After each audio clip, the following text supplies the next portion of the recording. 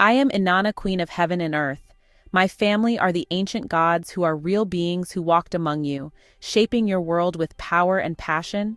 For ages, my story has echoed across the deserts of Sumer, a tale of ambition, love, and transformation. I journeyed to the underworld, faced death, and was reborn. In darkness, I shed my old self and gained new wisdom. I saw our mistakes and the consequences that shaped humankind. Now I seek balance and understanding, finding my true place in the cosmic order. My descent to the underworld to retrieve my husband's essence to return him to his body was unsuccessful.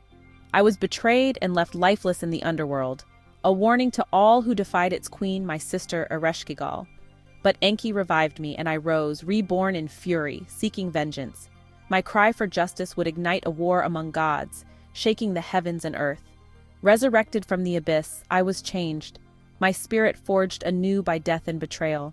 My first thoughts were for Dumuzi, my lost love. With solemn resolve, I led my followers to prepare his body with sacred rites, vowing he would await resurrection. Grief now mingled with fury. My sacred duty complete, vengeance would soon begin. My grief became fury. I marched to Enki, demanding retribution for Dumuzi's death, Marduk's life for my beloveds. But Enki, torn between justice and fatherhood, refused. Betrayed, I vowed to claim justice myself, no matter the cost. My fury erupted when Marduk went unpunished. Denied justice, I rallied my kin, turning grief into a public call to arms. My cry for justice echoed across the land, forcing every god to choose a side. At Enlil's palace, a war council was convened. The war had begun. The Enlil's Seed Council's verdict was final, a demand for Enki to surrender his son Marduk to face their justice. The fragile peace shattered. Enki, torn between duty and fatherhood, faced an impossible choice: surrender his son or risk war. He summoned his sons, Marduk, Nergal, Hanuel, also known as Gibel and Gabriel, and Ningish Sita, also called Tahuti and Thoth, to his side, seeking unity in the face of crisis. The Enlil's seed, united by vengeance, prepared for conflict. Enki's house gathered, not to debate but to plan for survival. The world waited, breathless, for Enki's response. In Enki's hall, tension reigned as he addressed his sons. He mourned Dumuzi, Osiris, but stood firm. Marduk's rights I must defend. He did not kill by his own hand. Marduk said he didn't send Nephthys, she did this on her own free will. He stated that he was told by Seth that Dumuzi raped his wife, and he, by the law of our family, only sent men to bring Dumuzi in for questioning. Seth, who headed the men, took it into his own hands to kill his brother Osiris. Enki reminded them, Marduk was his firstborn, destined for succession. To lose him would be to lose their future. He called for unity. From death by Ninurta's gang, by us all he must be protected. The fate of Marduk and their house hung in the balance. Enki's plea split his sons. Gibel and Nergal pledged loyalty. Ningishita refused, blaming Marduk's ambition for their plight. Nergal offered only conditional support. Only if in mortal danger will I help. The Enki's house fractured, while the Enlil's side stood united. With division came inevitability. War between the gods was now certain. The time for words ended. The time for weapons began. War erupted, gods clashed, unleashing devastation unseen on earth. I, Inanna, driven by vengeance, struck first, hunting Marduk across the skies. Marduk retreated, I was relentless in pursuit. Ninurta joined, raining destruction from his storm bird, cities crumbling beneath energy beams. The sky became a battlefield, the world trembling under the gods' wrath. Marduk's land of Mu was being bombarded from above and below. The horrors of divine war had begun. Ishkur, who is my uncle, also called Adad and Baal, god of storms, unleashed weaponized lightning and thunder, ravaging the lands of Mu and locations in the upper lands of what you're calling Africa today. Rivers died, herds scattered, and the land itself suffered. Ninurta's poison missiles shattered minds and society, canals running red with blood. Night became day under Ishkur's relentless assault. The war was total, no sanctuary, no mercy. The enemy's territory and people faced utter desolation. As Marduk land began to sink from within, he was driven west. Marduk retreated to what is called today Egypt's Giza Plateau, the Artificed Mounts. He fortified the Great Pyramid, Gibel crafting an energy shield, Nergal activating its all-seeing eye. The Enlil's seed pursued, the war's final stage set at the pyramid's base. Anunnaki warriors clashed on the sands, god against god. The siege began. Marduk's fate and the supremacy of the clans would be decided here. The ultimate showdown loomed over the world. The Great Pyramid, now a fortress shielded by unseen energies, stood defiant against the Enlilite host. I, Inanna, refusing to be thwarted when my vengeance was so close, unleashed my own formidable power. I brought forth my weapon of brilliance, a device that channeled a destructive beam of energy, directed by a horn-like emitter. I aimed this fearsome weapon at the hiding place, blasting the pyramid with concentrated power, trying to breach Gibbel's invisible shield. The air crackled with raw energy as I, the goddess of war, hammered at the gates of Marduk's last sanctuary, my frustration and rage fueling the intensity of my attack. As the battle raged, new combatants were drawn into the desperate struggle. From the lands of Tamari, also called Egypt, which is America today, Tammuz, also known as Haru, a great-grandson and nephew of Marduk, came to the defense of his besieged uncle. He flew his own skybird into the fray, attempting to intercept me and break my assault. I knew Marduk had got in my son's head about what happened to his father when he was around Enki. He loved hanging with his father's side of the family the most. They were always building new things. So when he lines up to block me, I turned my weapon down a couple of levels and zapped his craft. I wasn't trying to hurt my baby. Marduk thought I was using my son to spy on him, but this was so far from the truth. I didn't involve my son in grown folks' business.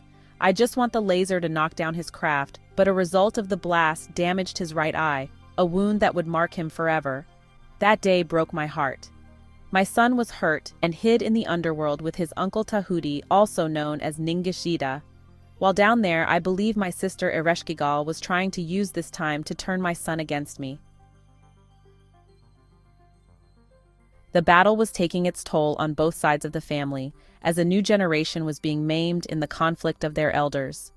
While I, Inanna, focused my fury on the pyramid itself, my brother Utu, the sun god, took on a crucial strategic role. He was tasked with holding back Marduk's primary allies, the Igigi and their large host of earthling followers. These forces were attempting to break the siege and reinforce Marduk, advancing from the lands beyond Tilman, the island we now know as Bahrain. Utu engaged them in a massive holding action, his own forces intercepting the enemy horde, preventing them from reaching the main battlefield.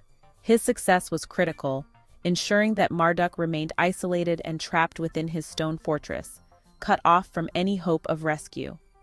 With the pyramid's exterior defenses holding but its master still trapped, Ninurta and Ishkur, also known as Adad sons of Enlil, made a daring move. They found a way to bypass the main entrance and followed me into the pyramid's complex interior passages. Deep within the stone labyrinth, the three leaders of the assault contemplated their next move. The shield was too strong, and a direct assault seemed futile. It was then that Ishkur, the god of the storm, proposed a dark and terrible fate for their enemy. "Let the encased hiding chamber be Marduk's stone coffin," he declared. He suggested a punishment worse than a quick death to be buried alive. Marduk was buried alive in the three pyramids.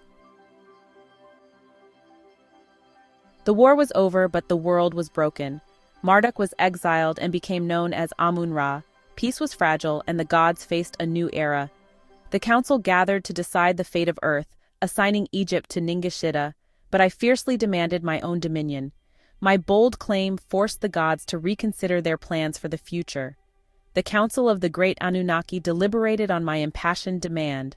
They knew my ambition and my power, and they just couldn't risk alienating me again. The Earth was slowly healing, and humanity was proliferating once more. Nearly 2 shars, 7,200 years, had passed since the Great Deluge had wiped the slate clean. The descendants of Zusudra, also called Noah, the human saved by Enki, had spread from the mountains down into the newly dried plains and river valleys. These new generations of Earthlings, many intermixed with Anunnaki seed, were ready for a new era of civilization, and the gods needed a plan to manage them. After much counsel, and after exchanging words with my big paw, Anu, the king on our home planet Nibiru, a grand decision was made. They would formally divide the settled parts of the earth into 4 distinct regions. 3 of these regions would be allotted to mankind, where they would be allowed to build their own unique civilizations under the tutelage of the gods. This was a monumental step, a plan to intentionally create diverse cultures across the planet. The 4th region, however, would be set apart. It would be a sacred, restricted zone for the Anunnaki alone, a place for their most important work. The 1st region was established in the olden lands of the Eden, the place where civilization had first begun before the flood, which is North Florida. This was Sumer, the land between the 2 rivers, Mesopotamia. This prime territory, with its fertile soil and established history, was to be the domain of Enlil and his sons. It would be the heartland of the New World Order, the center of Enlilite power and influence. You call this place Iraq, where they have huge underground cities. Here, the first of the new human civilizations would be nurtured, guided directly by the victorious clan. The spaceport facilities and the Mission Control Center would also fall under their jurisdiction, giving them control over travel to and from their homeworld. The other regions were then assigned. The 2nd region was confirmed to be the land of the 2 Narrows, the Nile Valley, where you call Iowa today. As had been agreed, this would be the domain of Enki's clan, to be lorded over by his son Ningishida, also called Tahuti and Thoth. The 3rd region, a distant land not mingling with the others, was designated for me, Inanna, finally granting me the dominion I had so fiercely demanded, which was at first everything east, which is west today of the Missouri River and the Central and South Americas. The river known today as the Colorado River was the Indus River, and the 4th region, consecrated for the Anunnaki alone, was to be the peninsula of the Place of the Chariots, the Sinai Peninsula, which housed the post-diluvial spaceport. This division, they hoped, would create a lasting peace. Before the New World Order could be implemented, there was the lingering question of Marduk. His grandfather, Anu, the great king on Nibiru, decided to visit Earth to oversee the new arrangements. Before his arrival, he made a special request. "I must see him again," Anu declared to the leaders. The king was plagued by guilt, wondering if his own past actions, inviting Dumuzi and Ningishida to Nibiru but snubbing Marduk, had been the spark that lit his grandson's rebellious fire. He wished to reconsider the punishment, to offer a path to reconciliation. Enlil reluctantly agreed, informing Anu that Marduk was in exile in the lands beyond the oceans in the lands you call today Antarctica, and a meeting would be arranged. During Anu's momentous visit, a pardon was granted. Marduk was no longer in exile. He was free to return, his crimes officially forgiven by the highest authority. However, when Enki his father told him of the council's decisions, of the 4 regions of Ningishida's lordship over Egypt, and especially of Inanna's new domain, Marduk didn't like this. He saw it not as a new beginning, but as the ultimate humiliation. He was being charged with his brother murder which he had no hand in. He felt cheated, his birthright stolen and given to his rivals, while he was left with nothing. Enlil's response was cold and final. "The decisions have been made, they cannot be altered," he told Marduk. There would be no negotiation, no concessions. Marduk was to accept his place, or lack thereof, in the New World Order. Sensing the simmering trouble, as the Anunnaki leaders returned to their respective lands, Enlil instructed his son Ishkur to remain behind in the lands beyond the oceans, the Americas, to keep a close watch over the sources of gold and over the pardoned but still rebellious Marduk. The pardon had not brought peace, it had only brought the source of the conflict back into their midst. Marduk and his own son Nabu returned to the 1st region, but they were lords, Yahwehs without a land, gods, Elohim without a home. Their land of Mu had been sunk through war. They resided in Enki's city of Eridu, but they had no sacred precinct, no city of their own in the heartland of Sumer. While my uncle Ninurta and me were being honored with grand constellations and cities, Marduk was a guest, a pardoned enemy living on the charity of his father and the sufferance of his rivals. This deep humiliation festered within him. His rage did not cool. It was banked like coals, waiting for the right moment to burst back into a consuming fire. Marduk grew against Enlil and started to change his views on Enlil. Eventually, the wars ended.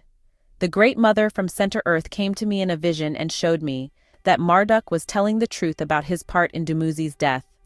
My journey changed how I saw Marduk, not just as a rival, but as a mirror of our family's flaws. His ambition reflected our own arrogance.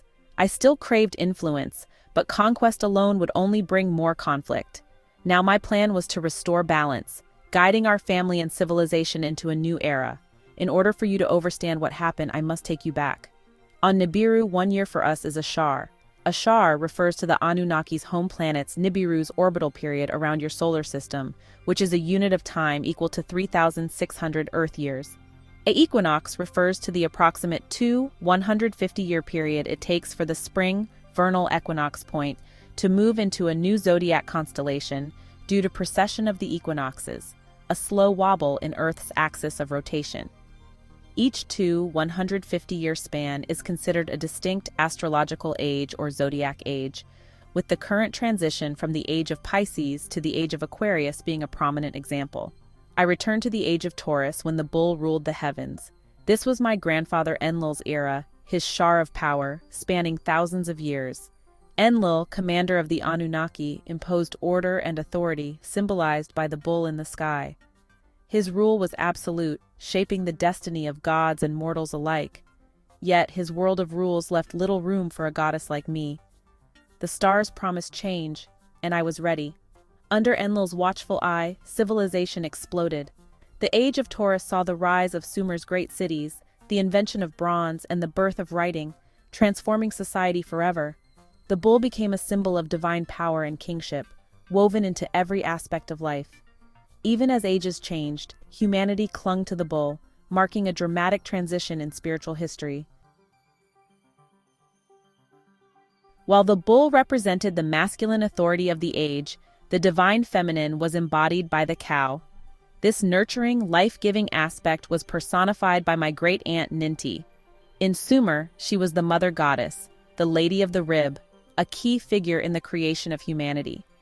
But as our influence spread, her identity merged with local deities. In the land of Egypt, she became known as Hathor, a powerful and beloved goddess whose connection to the bovine was undeniable. She was often depicted with the horns of a cow cradling a sun disk between them, a symbol of cosmic motherhood and divine nourishment. Hathor's imagery is deeply symbolic of the progress made during this era. She was not just a maternal figure, she was a goddess of joy, music, love, and beauty, but also of fertility and protection. Her most famous depiction shows her with her cow horns and sun disk, often breastfeeding a child, sometimes the pharaoh himself. This image represents more than just royal legitimacy. It symbolizes the nurturing and upgrading of humanity. My great-aunt Ninti, in her role as chief geneticist for the Anunnaki, was a key scientist in the Atom Project, the genetic engineering that upgraded Homo erectus into the more intelligent Homo sapiens you are today. The symbolism of Hathor breastfeeding humanity was a direct nod to this divine intervention. It was a visual reminder that humankind's advancement was not accidental but was guided and nourished by the gods, specifically by the feminine scientific wisdom of Ninti.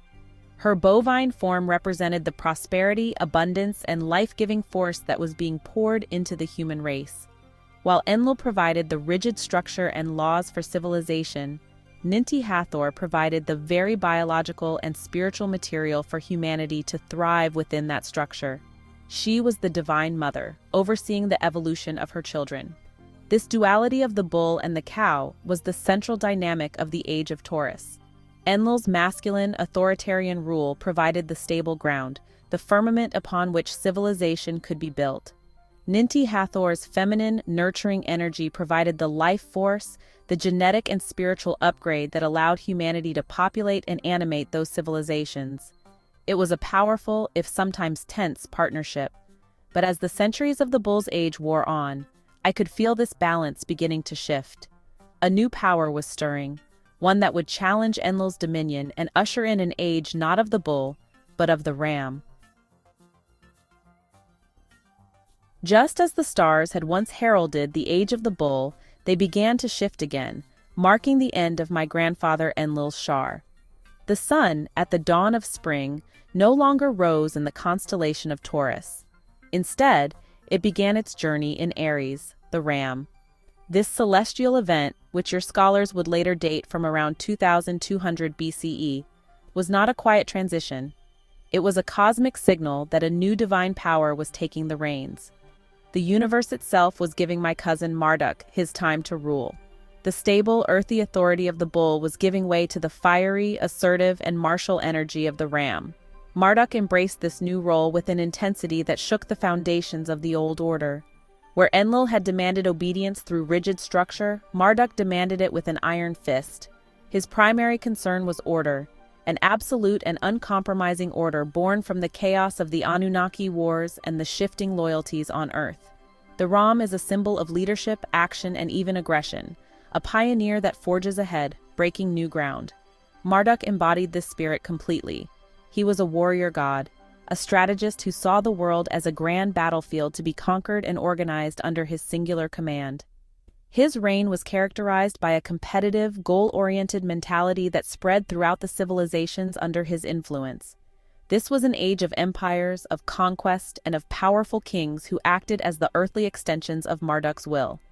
In Egypt, he rose to ultimate prominence, merging with their sun god Ra to become Amun-Ra, the supreme deity. The symbols associated with him there were potent, the powerful ram, signifying fertility and leadership, and the solar disk, representing absolute life-giving power. He became the undisputed king of the gods, and his influence was felt across the known world.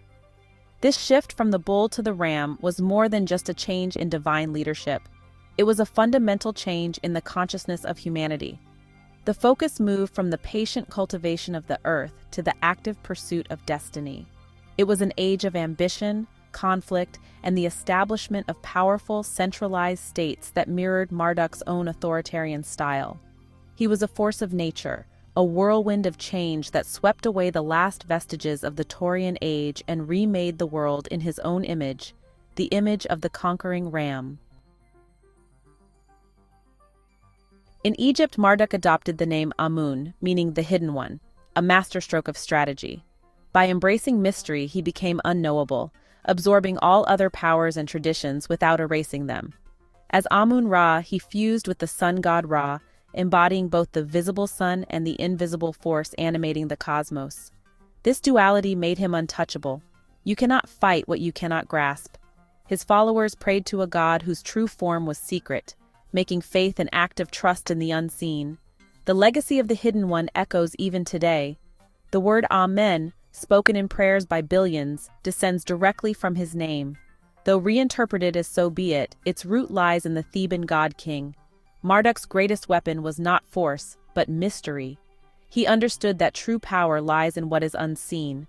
By becoming Amun, he created a dominion nearly impossible to challenge. He became the secret force behind the throne, the invisible hand guiding nations. Even now, his hidden name is spoken daily, a testament to his enduring influence. Christians most commonly end a prayer by saying Amen. Jews say the word Amen after blessings, but pronounce it in various ways such as Amen, Sephardi Israeli, or Omeh, Ashkenazi. Amen, which they say it's a Hebrew word deriving from the root meaning to be firm, reliable, and signifies agreement, trust, or a prayer for something to come true. Muslims say Amin instead of Amen, a word that shares its meaning and roots with the Hebrew Amen used in Judaism and Christianity. The Arabic Amin signifies so be it or may it be so, and is used to express agreement and affirmation after a prayer or supplication, dua. But the real truth is it represents Marduk, who is Amen-Ra, which really means hidden, the unseen god. The ancient Egyptian name Amun, or Amen-Amon, means the hidden one or mysterious of form, reflecting his nature as a god whose essence was beyond ordinary comprehension. Marduk's reach extended into Canaan, where he appeared as Melchizedek, king of Salem and priest of God Most High. When Abraham met Melchizedek, he paid tithes, acknowledging a higher spiritual authority. The text described Melchizedek as eternal, without genealogy, a reflection of the Anunnaki's long lifespan. As Melchizedek, Marduk was both king and high priest, merging state and divinity. Law became a sacred covenant, not just a social contract. Salem, meaning peace, was his capital. built on a site of ancient significance. Through this persona, Marduk established a new spiritual contract with humanity. He was a present king demanding allegiance and a high priest offering blessings. The order of Melchizedek became a symbol of eternal priesthood, later echoed in the authority of Jesus Christ. This was a masterstroke, his divine authority woven deep into human history. Marduk's legacy as Melchizedek became a cornerstone of future faiths. His influence shaped the spiritual lineage of entire civilizations. Marduk is known as Al-Qadr in Islam. Al-Qadr is a folk figure of Islam. He is described in Surah Al-Kahf as a righteous servant of God possessing great wisdom or mystic knowledge. In various Islamic and non-Islamic traditions, Qadr is described as an angel, prophet, or wali, who guards the sea, teaches secret knowledge, and aids those in distress. Al-Qadr, meaning the Green One, is a mysterious and revered figure in Islamic tradition, known for his wisdom and immortality, who guides Prophet Moses on a symbolic journey of learning in Surah Al-Kahf of the Quran. The city of Salem, Marduk's city, was in the land of Mu, which was sunk during the Anunnaki Wars. Mu was the city of Jerusalem, also called the City of Peace. Passover really means when the sun passes to the next age or next phase.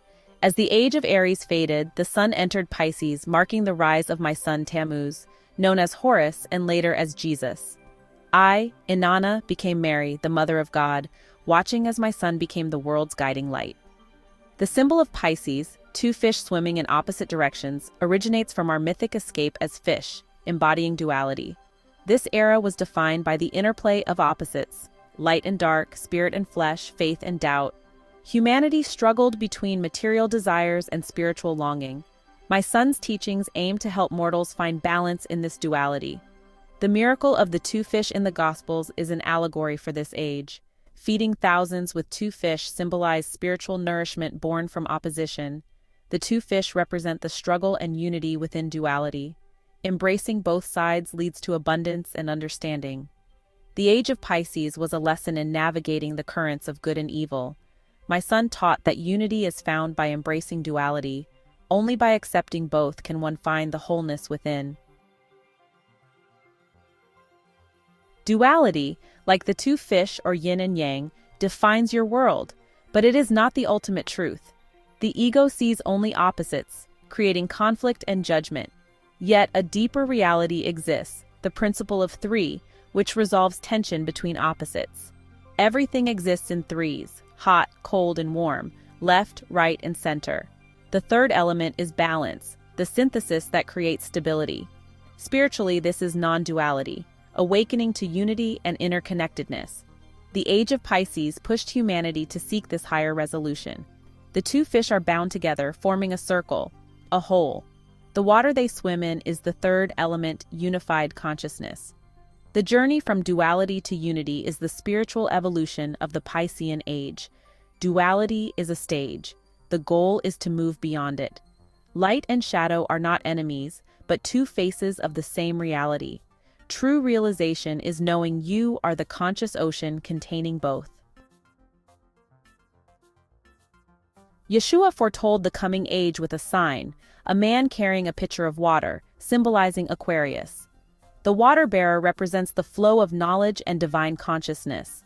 Originally, the symbol was a woman, hinting at the return of the divine feminine. The man with the pitcher signals integration, masculine action, and feminine wisdom. The shift from Pisces to Aquarius is from duality to unity. The water bearer pours consciousness freely, moving toward open spirituality and universal knowledge. The age of I believe gives way to the age of I know. We stand at the dawn of this new era. The turbulence you see is the birth of Aquarius. Old structures dissolve. Networks and shared information rise. The promise is unity, innovation, and humanitarianism. Humanity is poised to transcend conflict and build a world of shared consciousness. You must know advanced alien civilization are perceived as gods due to vast technological superiority that appears magical, the potential for manipulating life, and a disparity in understanding that makes their actions seem divine rather than scientific. A society with a less developed frame of reference would not have the knowledge to distinguish between advanced science and supernatural power. Arthur C. Clarke's third law states, Any sufficiently advanced technology is indistinguishable from magic. For less advanced civilizations, the aliens' capabilities could seem like miracles. Aliens arrive in silent, unseen ships, control the weather, or create force fields, leading observers to believe they command natural forces. With no concept of radio waves or the internet, instant, global, telepathic-seeming communication would appear to be a supernatural ability. The ability to instantly cure diseases, regenerate tissue, or create matter and resources from seemingly nothing would be interpreted as godlike powers over life and creation. Anthropological studies of historical cargo cults among South Pacific Islanders offer real-world parallels. During World War II, islanders saw highly advanced outsiders airdrop immense quantities of goods, cargo. After the war, some islanders began performing rituals, building mock airstrips, and praying to figures like John Froome, likely derived from John from America, to summon more cargo from the heavens. An extreme technological gap would prevent a less advanced society from comprehending the aliens' motives or even their true nature, leading to divine interpretations. An advanced civilization has the capability to engineer life, suggesting that they seeded or created humanity itself. Some alien who are disagreeable reveal themselves as the ultimate creators, fitting the role of a traditional deity. A less scientifically developed society would struggle to grasp the aliens' biology, technology, or physical limitations. For example, a starship could be perceived as a floating temple or chariot of the gods, and alien biosuits might be seen as armored vessels for divine beings. Since the alien motives might be incomprehensible, perhaps a scientific experiment, resource extraction, or simply casual observation, an observer could interpret their incomprehensible actions as the mysterious, inscrutable will of a higher power. Humans have a deep psychological need for structure and understanding. Facing an unfathomable force, deification provides a framework for comprehension. A technologically inferior society might interpret catastrophic events caused by the aliens, such as an accidental orbital debris strike or a terraforming mishap, as a divine act of punishment or wrath. Likewise, benevolent acts like sharing technology could be seen as a heavenly reward. An encounter with aliens could fundamentally alter a civilization's worldview. If the aliens can provide a mathematical theory so complete that it describes how things can come together in such a way as to create a universe, some humans may accept the aliens as ultimate creators to make sense of their existence.